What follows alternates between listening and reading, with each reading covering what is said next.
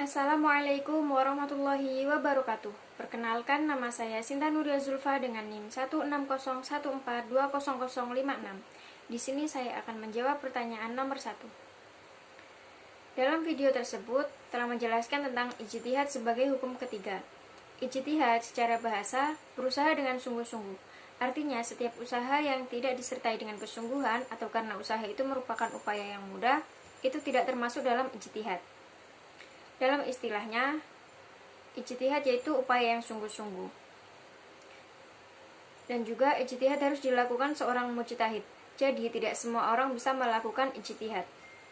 Apa yang harus dikuasai ulama sehingga dikategorikan sebagai mujtahid? Yaitu yang pertama penguasaan bahasa, terutama bahasa Arab. Yang kedua penguasaan ayat dan hadis tentang hukum. Yang ketiga yaitu penguasaan metode ijtihad. Yang terakhir yaitu penguasaan masalah yang akan diputuskan. Ijtihad pada zaman sekarang tidak bisa dilakukan sendirian atau mandiri. Jadi istilahnya yaitu ijtihad jama'i atau ijtihad yang dilakukan bersama-sama. Ijtihad dilakukan dengan metodologi tertentu, yaitu ijma', yaitu konsensus yang merupakan kesepakatan para ulama dalam menetapkan suatu hukum dalam agama berdasarkan Al-Quran dan As-Sunnah dalam perkara yang terjadi. Yang kedua yaitu ada qiyas atau analogi, yaitu penetapan suatu hukum dan perkara yang baru yang belum ada pada masa sebelumnya namun memiliki kesamaan dalam sebab, manfaat, bahaya, dan berbagai aspek dengan perkara terdahulu sehingga dihukumi sama. Yang ketiga yaitu istihsan, menganggap baik, yaitu ulama ijtihad menganggap suatu perbuatan baik dalam keadaan tertentu seperti adat istiadat atau dalam keadaan darurat. Selanjutnya yaitu ada istihsab atau hukum asal. Tetap berlakunya suatu keadaan selama belum ada yang mengubahnya. Selanjutnya yaitu istislah atau maslahat, yaitu mengambil satu hukum berdasarkan pertimbangan maslahat. Selanjutnya yaitu saat zaroi, yaitu melarang sesuatu yang hukum asalnya boleh. Selanjutnya yaitu uruf atau kebiasaan. Ulama memutuskan suatu perkara dengan kebiasaan yang terjadi dengan syarat tidak bertentangan dengan syariat Islam. Yang terakhir yaitu qaul sahabi, ijtihad yang dilakukan oleh sahabat Nabi yang peristiwa hukum tersebut tidak terjadi dalam masa Rasulullah. Pertanyaan yang kedua yaitu coba buat hasil ijtihad di era milenial seperti sekarang ini. Ijtihad merupakan salah satu sumber hukum Islam setelah Al-Quran, Al-Hadis, Ijma' dan Qiyas. Ijtihad di era modern merupakan kebutuhan untuk menjawab permasalahan yang terus bermunculan yang hukumnya tidak terurai jelas dalam sumber hukum utama Al-Quran dan Al-Hadis. Kendati merupakan kebutuhan, ijtihad tidak bisa dilakukan semua orang. Hanya ulama yang memenuhi syarat yang bisa melakukan ijtihad. Ketatnya syarat berijtihad sampai memunculkan kesan bahwa pintu ijtihad telah tertutup. Padahal sejak masa sahabat hingga saat ini fenomena ijtihad masih cukup dinamis.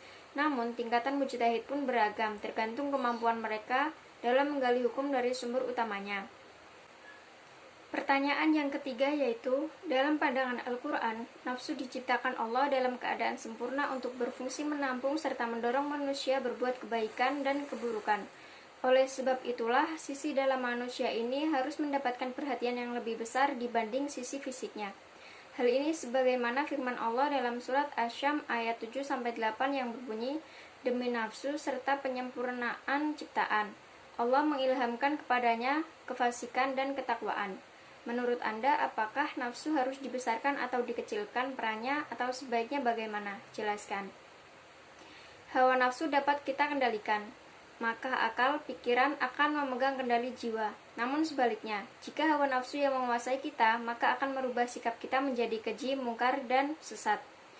Untuk meredam gejolak hawa nafsu, kita harus memegang teguh agama dengan mengamalkan ajaran yang sesungguhnya, mengoptimalkan dan melanggengkan keimanan. Apabila kita bersungguh-sungguh dalam beragama, maka Allah Subhanahu wa Ta'ala juga bersungguh-sungguh membantu dan menolong kita dalam mengendalikan hawa nafsu.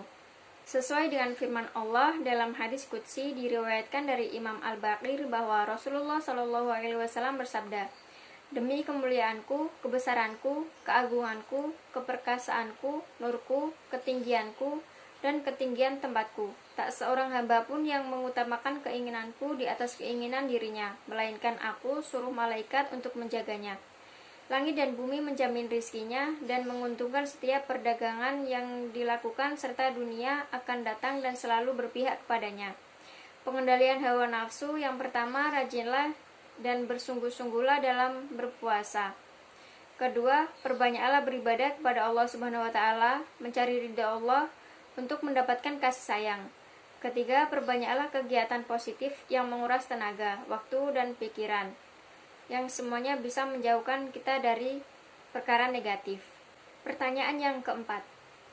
Surat Az-Zariyat ayat 56-58 yang berbunyi, "Dan aku tidak menciptakan jin dan manusia melainkan supaya mereka menyembahku.